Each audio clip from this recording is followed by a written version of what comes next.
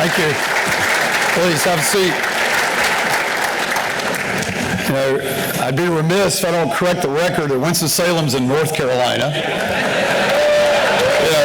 So, because the people that are streaming this would, call me out if I don't do that. But, Ron and I, we did share some laughs on the joint staff. I don't know another staff that works as hard as the joint staff.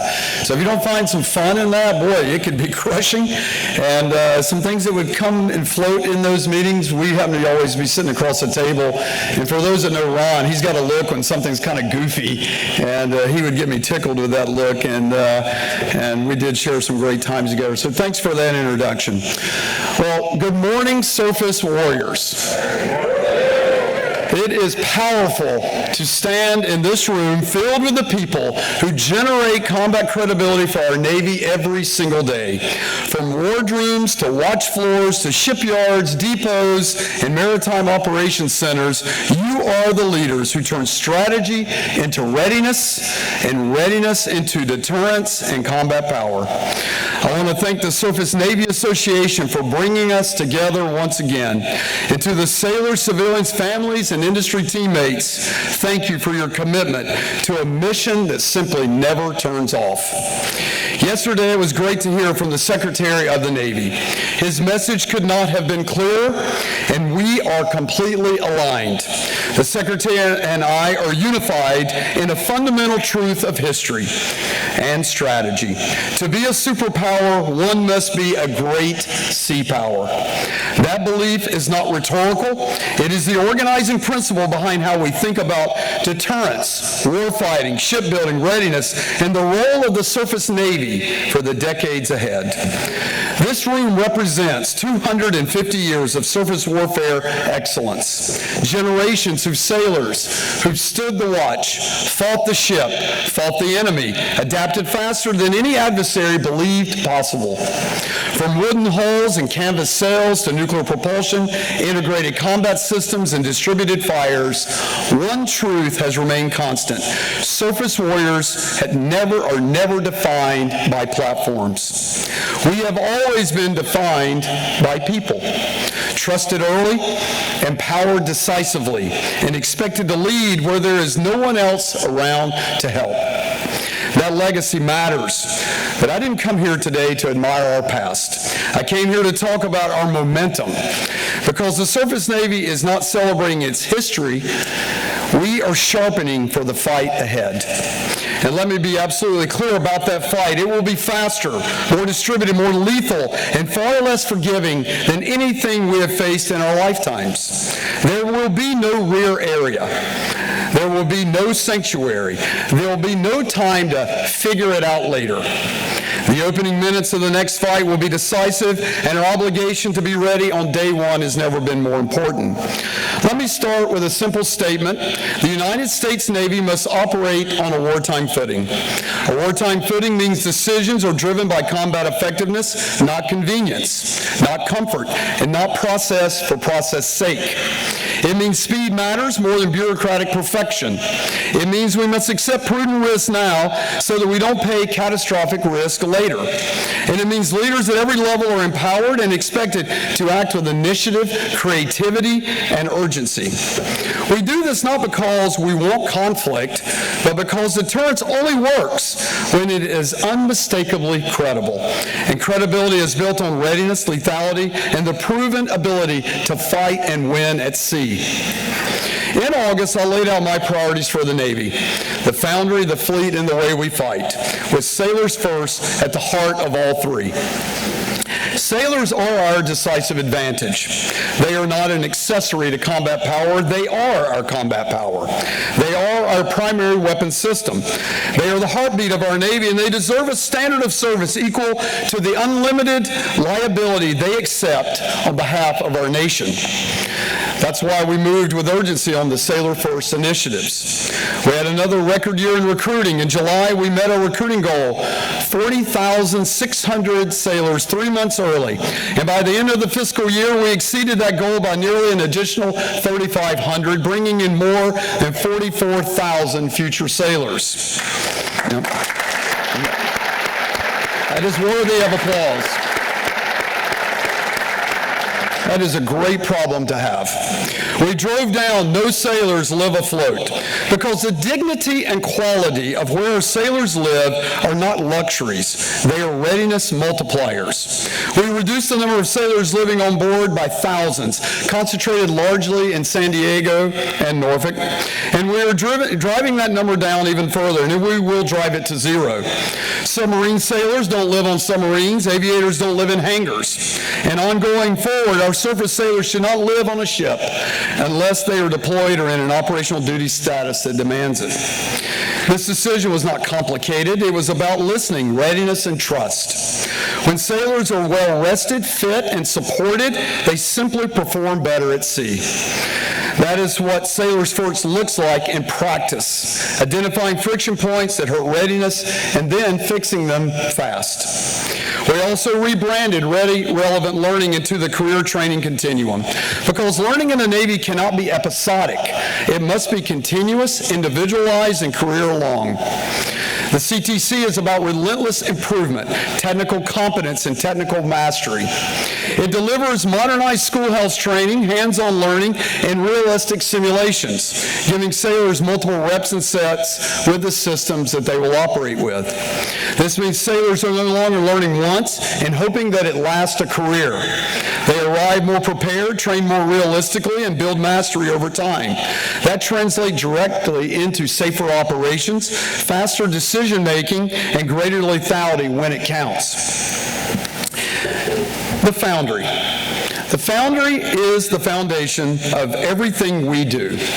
Our people, our material, and our infrastructure. It generates and sustains the fleet. Far too long, the foundry has been the bill payer for the rest of the Navy, and that era is over. When we underinvest in maintenance, infrastructure, and sailors' technical skills, the bill always comes due. And it comes due at sea, in the middle of the fight, when you least can afford it. Rebuilding the foundry is about restoring trust with the fleet. When a ship enters maintenance, it leaves on time and ready to fight. We embrace new ways of doing business: AI, machine learning, additive manufacturing, and advanced analytics. Over the last year, we placed nearly 120 additive manufacturing parts into development, installed 20 of those parts, and eliminated more than 1,400 cumulative days of delay. That's not a science project. That's combat credibility gained back from the jaws of inefficiency. I've also directed the stand-up of surface intermittent maintenance activities in Norfolk and San Diego, building sailor skills and enabling more repair and refit capability forward and at sea. Bottom line, self-sufficiency is a warfighting attribute. It means you can keep fighting when the logistics tail is contested. At the same time, we continue to invest in quality of life infrastructure, expanding child care capacity, improving unaccompanied housing, and addressing the places where sailors live and work. Lethality starts at the human level. Foundry generates the fleet, and the fleet is where our differentiated value becomes visible. The fleet, comprised of people, platforms, and payloads, is our nation's most decisive instrument of combat power and is presented as our differentiated value to the joint force. In 2025, as we mark the Navy's 250th birthday, our sailors and Marines demonstrated that power on a global stage. From the naval strength demonstration in Norfolk, observed by the President, to the amphibious demonstration at Camp Pendleton, observed by the Vice President, we executed complex operations under tight timelines, even in the midst of a government shutdown. That's what a ready Navy looks like. We deliver more platforms to the fleet, getting additional capability into the hands of operational commanders. It's not happening at the pace that any of us are happy with or satisfied with, and we're pressing hard along with the Secretariat and the Secretary to accelerate deliveries in 2026 and beyond. I want more holes in the water, so does the Secretary, and we want them there faster. From a readiness standpoint, we continue to drive towards 80% combat surge ready. and improved global maritime readiness. Large-scale exercise 2025 marked the first operational employment of the Global Maritime Response Plan, spanning 22 time zones, 6 combatant commands, and every maritime operations center we operate in the Navy. The lessons we learned are already being folded back into execution. Today, our battle force stands at roughly 290 or so ships, with about 100 deployed worldwide on any given day.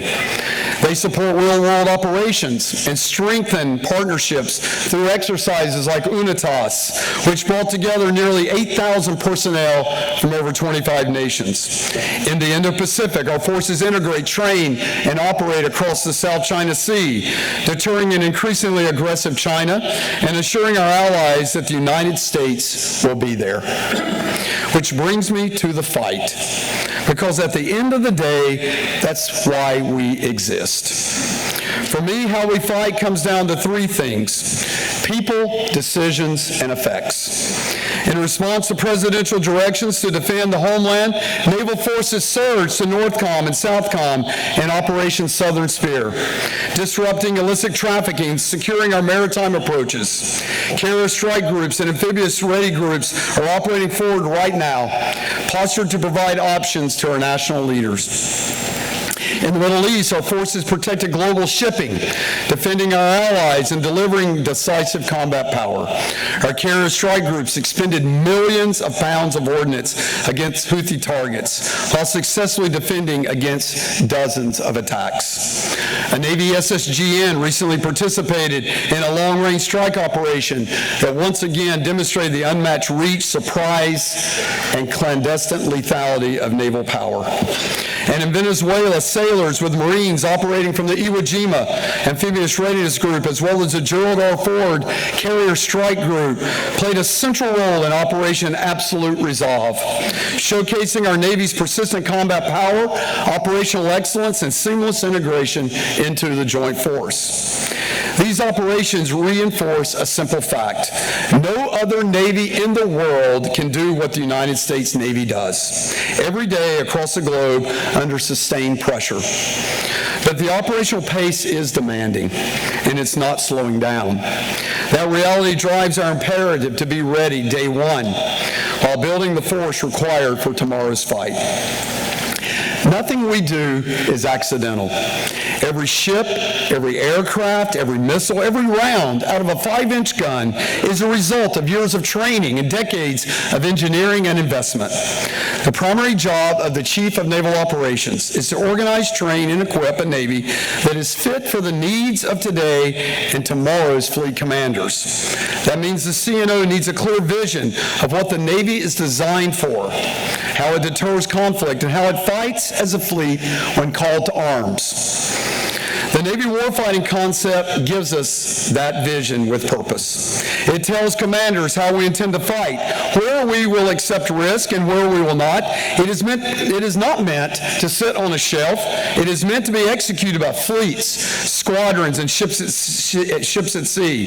It should be alive and well in the minds and planning of all of our fleet commanders at every level. The central idea is expanded maritime maneuver.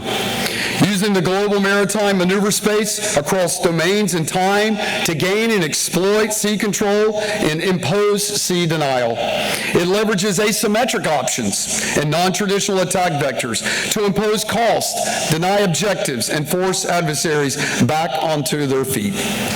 Practically, this means 4 things for the fleet. First, global maritime unity of effort. The next fight will not be neatly divided by combatant command boundaries. Naval forces must synchronize effects across a global maritime battle space, integrating actions across theaters to present a unified problem to the adversary. Second, seizing and maintaining the initiative. We're not waiting to absorb the first blow. We induce missteps, force reactions that keep pressure on the spectrum of competition, crisis, and conflict. Third, asymmetric maritime operations. We generate disproportionate effects by exploiting vulnerabilities through deception, distribution, clever basing, and operational creativity, not simply by matching capability for capability. And finally, prevailing in protracted conflict. This concept assumes endurance matters.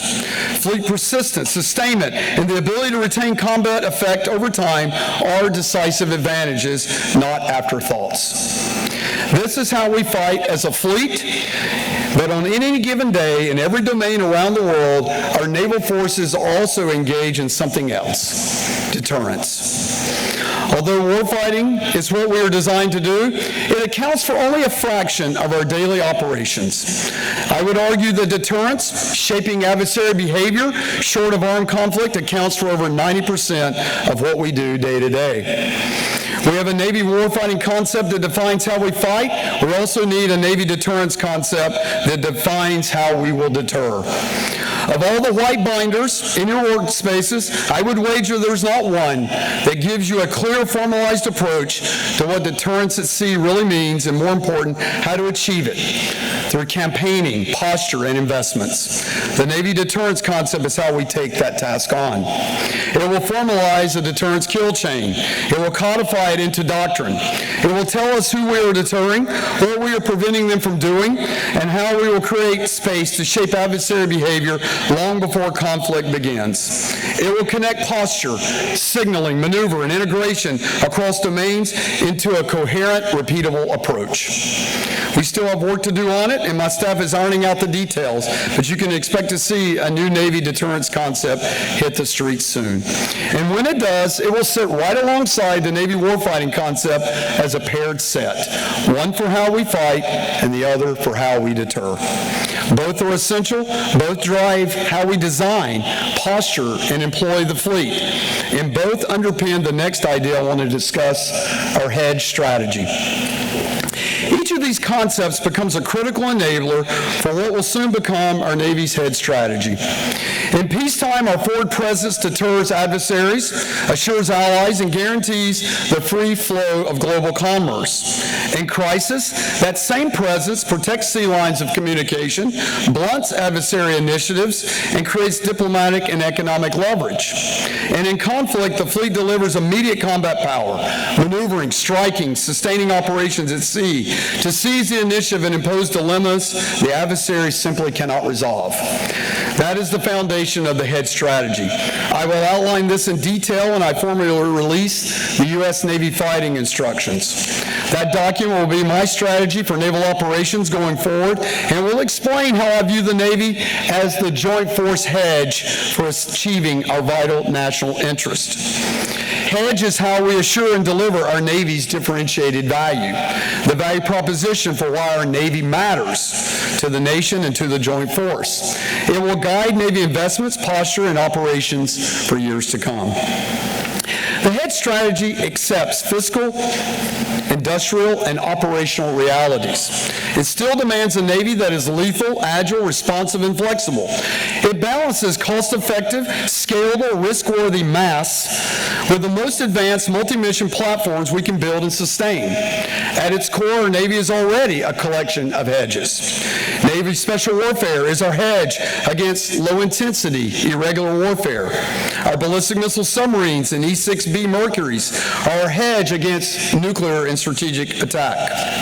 And when crisis erupts or conflicts breaks out, the Navy is the joint force hedge, the ultimate hedge, able to move fast, stay forward, and deliver sovereign options from the sea.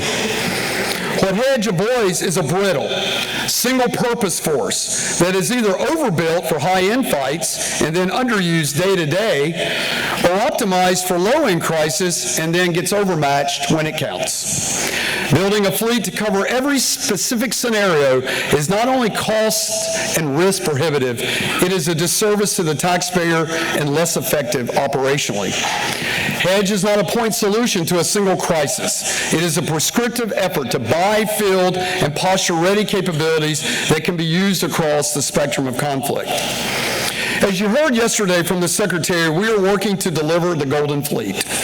The fleet we build today that will serve our nation well into the future. The character of war in the 21st century is different and rapidly changing. This demands a fundamentally different force. The Golden Fleet Initiative marks a decisive shift in how we build, equip, and sustain our fleet to win across that spectrum of conflict. Far too long, we have relied on procuring a small number of exquisite assets and expecting them to do everything. That approach must evolve. The Golden Fleet will make critical industrial-based investments and deliver the largest fleet by tonnage in U.S. history, eclipsing even the fleets of World War II. This expansion will dramatically increase lethality by integrating manned and unmanned systems, exquisite and proliferated assets, and redefining how they're employed across the Navy and Marine Corps. The platform mix will balance capability against high and low, manned and unmanned, enabling modular, adaptive, and resilient force packages that can respond to multiple threats simultaneously. This is exactly aligned with the hedge strategy. We're not replacing the current Navy with the Golden Fleet. The Golden Fleet is an and initiative, not an or wish list. Throughout the fall, the Secretary and I worked with the administration to develop new platforms with modern, threat-informed concepts of operations that will complement our current fleet and make it far more lethal going forward. You have seen these initiatives rolled out from the new battleship to the small surface combatant or frigate to the new medium landing ship.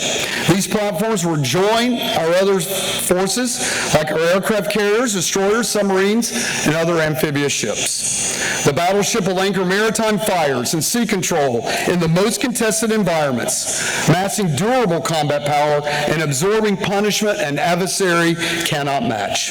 The frigate will give us agile, distributed, lethal surface combatants in volume, hunting, screening, escorting, and surging in ways that change the geometry of the fight. Together, they expand the maneuver space, complicate adversary targeting, and strengthen deterrence by making our lethality visible, credible, and undeniable. The Golden Fleet will give our combatant commanders and our president what they need for the fight of the future. It will also give our sailors the warfighting tools they deserve for the fights they will have to wage.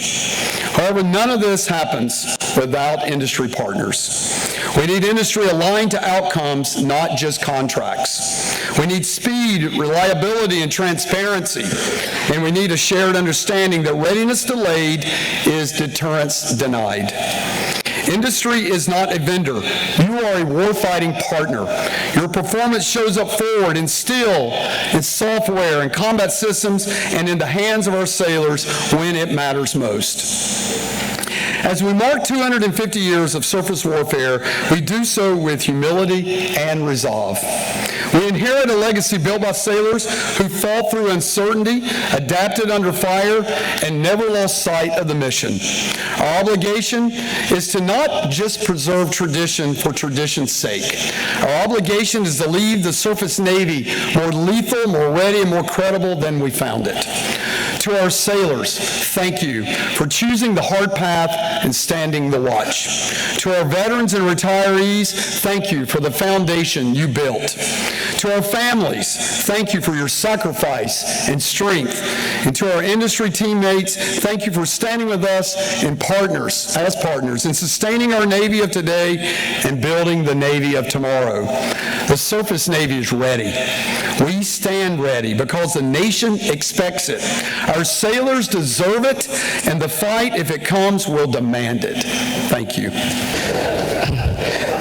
Our first question is from Commander Kathy Beard at SurfPack. It says, the idea of well-rested sailors, more ready sailors, drove the decision to move them off ships. Isn't it counterproductive to deploy readiness? Must we instead consider how we can improve restfulness and readiness at sea? Oh, yes. Is this on? Do I need both?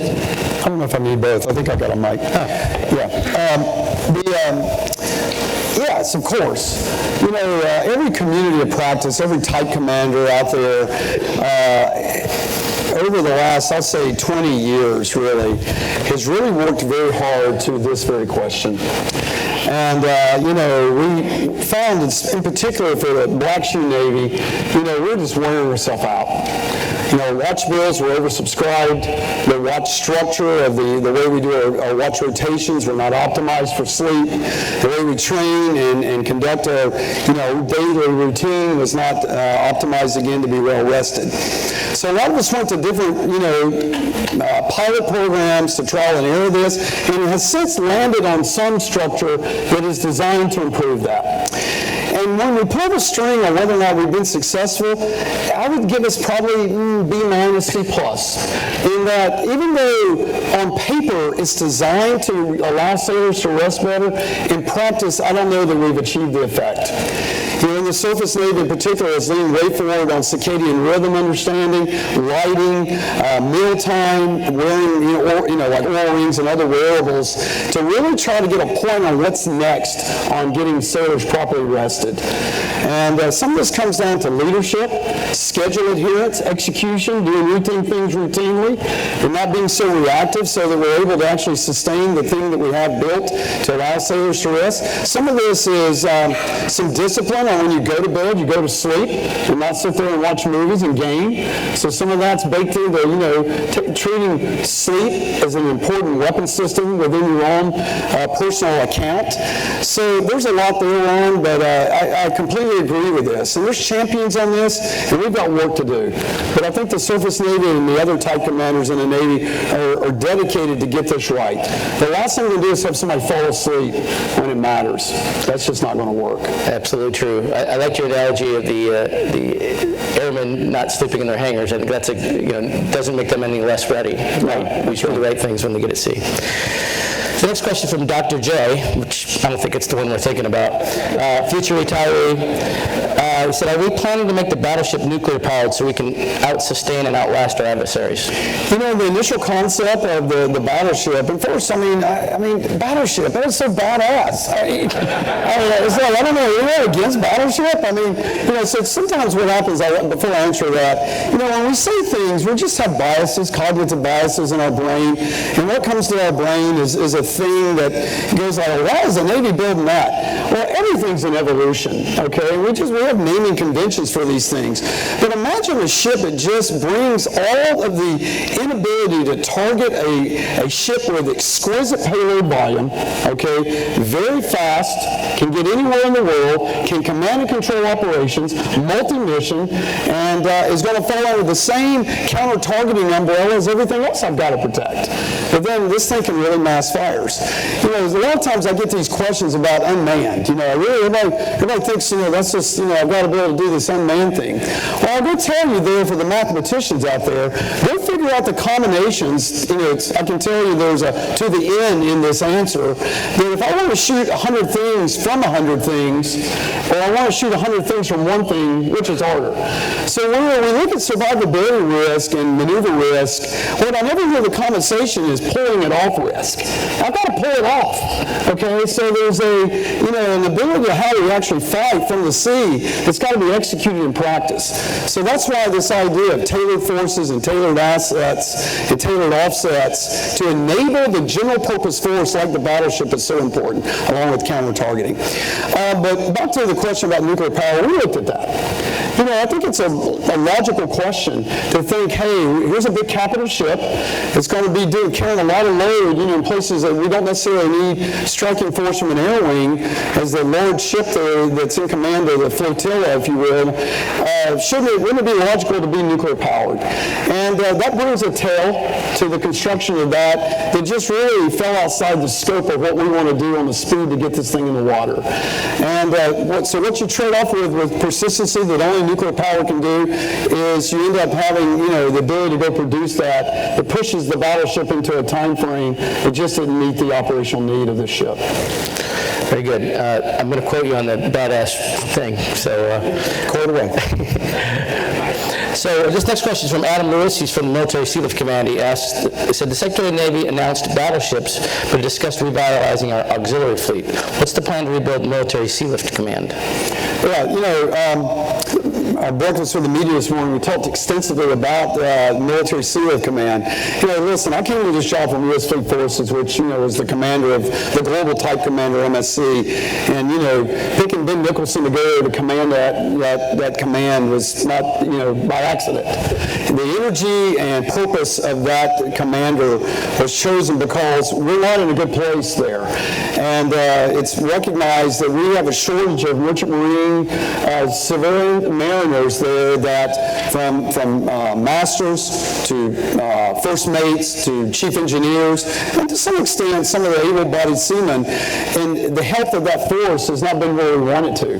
That's caused us to go into a bit of a reset in prioritizing which MSC ships that we have to maintain those crews healthy so that we can sustain our military operations and naval operations globally. And that's put on the back burner some missions, quite frankly, that I want to get them back out to sea, and the important missions that our combatant commanders need. So this is about recruiting, retention, compensation, some large props that we've had to actually do the right thing by our mariners. This is how we do leave accrual and leave execution. This is how we get into a more normalized way of doing business in MSC like commercial industry does today.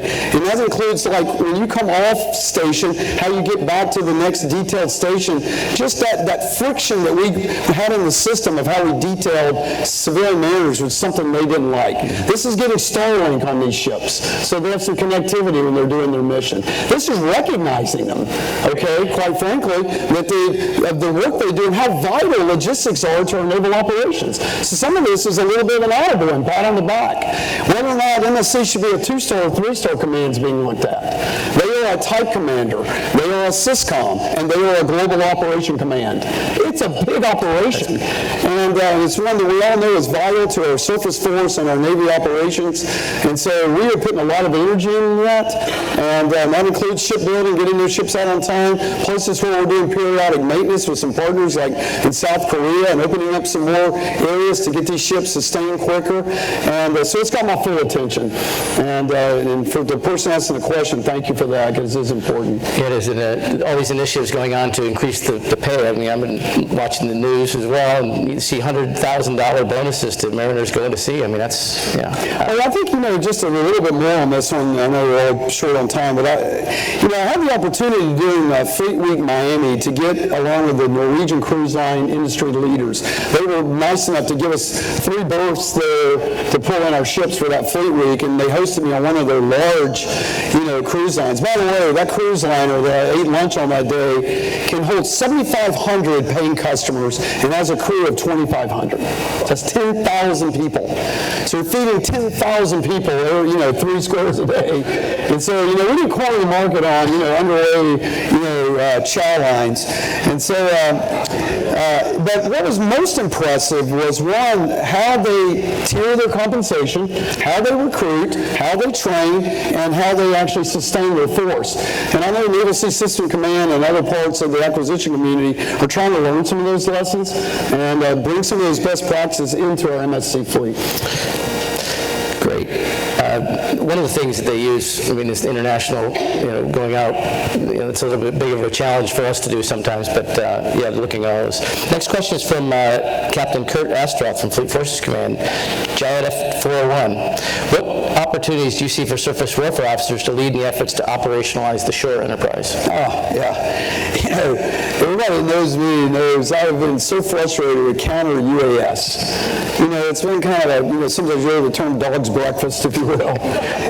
Because it's not that it's not well-intentioned, but you'll see when I release the fighting instructions, I've taken great effort to define what I call the standard model. And the Navy, in my experience, is best when we follow what I call the standard model. And that's when we have units of force packages, and they are commanded by some type of 05 kind of command that are overseen by an ISIC, a major commander, that fit into some type of type commander, connected to a fleet command, that tied to a resource sponsor, tied to an acquisition strategy. Okay, we call that the standard model. What's happened in counter unmanned in general is a little bit of the same problem with unmanned in general, and it's just more pressing because this deals with our force protection, so it's a little bit more pressing to get this right sooner, is we've not had a standard model, okay? And so it's been very domain-centric. In general, that's okay in the organized, train, and equip side of the house, but when you bring unmanned to bear and counter unmanned to bear, that's a mission. So you got to think of that in a cross-domain. And I've said this joke before, the Navy's organized around preventive maintenance schedules. And if you go look, we're organized around work centers, okay? And we're organized around divisions and departments. At the end of the day, it's about maintenance. But we follow it across mission. And so if we don't get the mission right, then we struggle with that. So where does it look right? A model that works very well is our strike group warfare commanders. So is the future, one day an unmanned warfare commander? I kind of can see that. We've introduced the information warfare commander. Is there a need to actually be advising the strike group commander, for unmanned effects that builds this force package in a way that's under sea, on sea, and above sea, so it delivers what I need it to do from a mission perspective in CONOP. So now, reel that back to the 401 initiative. General George, the Army took this on. I am supporting him 100%. I do not want this to fail. I want it to work. I'm behind it. I want to resource it. Even to the extent that I think the Army just designate them as the primary solution provider. We attempted this a little bit when we set up the Army as the executive assistant. They generally have done big counter UAS, Patriot, THAAD, but this is smaller stuff, quite frankly, that the Navy does pretty good with this. Coyote and Roadrunner and PAC-3 and directed energy and that kind of thing. So I think this joint task force idea is right. It needs to have more power than just the ability to convene a meeting. It needs to be resourced and put some oomph behind this to get our force protection right for our bases. I know Northcom is invested in this. I am, as a person who cares greatly about our bases. And I want to be able to give a force package that can sense that environment around the base, have a range of effects from non-kinetic to kinetic that can protect our base with a C2 structure that can be repeated. So I have another question from a guy named Boxall. He's a finance guy, and he hears wartime footing. Good-looking man. He's not a bad-looking guy. But we hear wartime footing, and to me, wartime footing matters when you see wartime funding. We see a $1.5 trillion promised out there. We see one big, beautiful bill, but we have sitting in a CL right now. We're operating at 24 levels for new starts aren't happening with only a few exceptions. We want to go fast. We want people to be involved, but yet I call it a dog named stay mentality. You want to go, but we need that funding to go and really show that you're doing it. When we did it back in Freedom's Forge, the money came with the intent. When Knudsen did the whole transition. So can you comment a little bit about on the linkage between money, the wartime footing, and the promise that we'll actually have, when you build supply bases and all these things, you got to have the promise of things to come with 2-year financing, Can you comment on that? Yeah, again, I did some congressional visits yesterday, and we talked a lot about this. And, the conversation, was centered around looking at the percentage of GDP as, from the United States from World War II to today. And you'll see a 10% kind of number in World War II. We were, the arsenal diplomacy, arsenal freedom, that kind of level. Do I think we need that? No, that's it's no kidding kind of wartime number. Do I need 2.5? No, I don't need that. I need bigger than that. Again, we ought to be trying to really, as a NATO country, making a move toward getting NATO level funding that the president has said all countries in NATO ought to be spending, which is moving toward 5%. Okay, and so a number like that and a trajectory on that can't be offensive to us. Okay, and so if you look at that plot since World War II to today, you will see we'll tip above these numbers around 3%, come up into above 4%, tip down, and then if you plot when we have conflict outbreak, you'll see a direct correlation there. So every time we go like, whew, man, peace dividend, we take our eye off the ball, right? Adversaries get a vote. So I don't know why we're so naive on this to believe that, that we just don't need a sustained amount of funding that you can plan to, build a workforce around, build a supply chain to, get more resilient. If you look at how many, back in that example I gave you in World War II, how many primes there were? 50. Greater than 50 primes. How many primes do I have today? Like between 5 to 10, some number like that. I mean, and so what happens with that, because of that, we are going to have a little bit of subbing ourselves, there's a little bit of bathwater to that because we have these specializations we do. And so when that's the case, it's just not a big enough base because there's no incentive to get into the game. So, everyone understands this. We talk about it. This is not rocket science. Sustained funding, future outlook, long lead time, multi-year money when that's appropriate, multi-year contracts. These are ability to stabilize that industrial base. The secretary, we just had this visit down to the Gulf Coast. He likes to meet with the trades without anybody else in the room because he wants to hear it right from the deck plate, get their true perception of the operation. And he hears this multiple times. He's commented to me that the trades, even at the trade level, recognize when there's only like one ship in the contract, that to them looks like no future here. I'm bailing, okay? I live by this rule, if you don't give me the next one, you don't get the last one. And so, you've got to have sustained outlook on these things. Now, the ships I need can come and go on how many. But the actual strategy to level load all these yards, if you will, across a modular approach where everybody's got skin in the game on multiple projects, I think is the way to level load that demand signal. And going forward, we have to partner in that way. Yeah, I think that's what, industry is looking for, kind of that, it's just hard to keep the base going and keep those workers incentivized. And Yes. so I'm sure it's hopefully part of it. And I think folks need to realize it's different than building a bomb and building a ship. We tend to just pile all that together. The complexity of those two things are just not the same. It's just a different order of complexity. A ship is, and combat ships are inherently more complex. When you got, large commercial ships where you got, 100-foot or more runs of piping that are just straight. And they're built that way purposely to make them simple. Combat ships have high density of systems for redundancy and ability to fight it. So they are more complex to build. Next question is from John Conrad from G Captain. He says, logistics wins wars. How are we protecting our Navy auxiliary ships at sea and all Navy ships, dry docks, and facilities against drones import? Yeah. Oh, import? Yes. Yeah, so different answer. I'm glad you put the import there, and I'll try to get both of those at sea as well. Import, all ships at one of our naval bases, the base commander has a responsibility to place every asset under the umbrella of the counter-unmanned threat.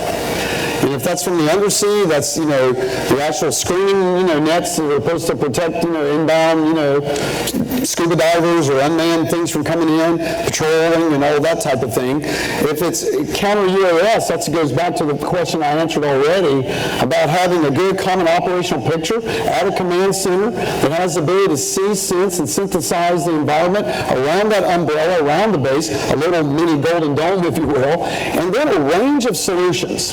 They go from, of course, there's going to be some signal breaking jamming as part of that evolves as a function of library, and that's always a little bit of a lagging way to get after this, to countering a drone with a drone, to directed energy, to eventually some type of kinetic effect. Here's what we can't have. I can't have somebody with impunity driving over anything I own on a base or a ship that's on one of my piers and dropping a hand grenade on it. That's just a non-starter for me. I've got to be able to defend against that and take that out.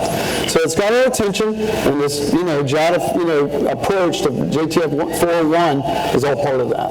Now at sea, how do you protect our logistic forces at sea? The way we do that is posture, where they are, the push-pull model of refueling and rearming and resupplying. Do I meet at a location that's a little bit safer? So that goes into the planning and optimization of maneuver and the scheme of maneuver. And then everyone has to fall under the umbrella of counter-targeting. Everyone, everything, from the Marine littoral regiment on an island to the combat logistics ship to the aircraft carrier. So again, the way I obfuscate and hide in plain sight is all part of modern warfare. It's targeting complex against targeting complex. And that's why space and cyber effects are so important. It sounds like the joint warfighting concept. Yes, sir. CNO, we've reached our time. It has been really, really outstanding to have you here, and we really appreciate you modifying your schedule to make it. So thank you very much. And last word to you. Oh, well, thank you to the Surface Navy Association. organization. Thank you, Ron, the leadership team here. I look forward to this event every year. It's always a great audience, always a great vibe. Be hyped up about Golden Fleet. You should be. Don't worry too much about how we're going to afford it or we have capacity. That's the challenge of this, okay? It is going to be hard. And so, the creativity in this room, we need to land how we go optimize every single yard that exists today, how we're bringing in new yards into this competitive space, how we're leveraging foreign partners in this to the extent we can, and how we challenge existing assumptions to get after this. And so, hard's authorized, and I want people to be helping in the creativity and innovation to get after the goal. So thanks again. Thank you very much. Yeah. Outstanding.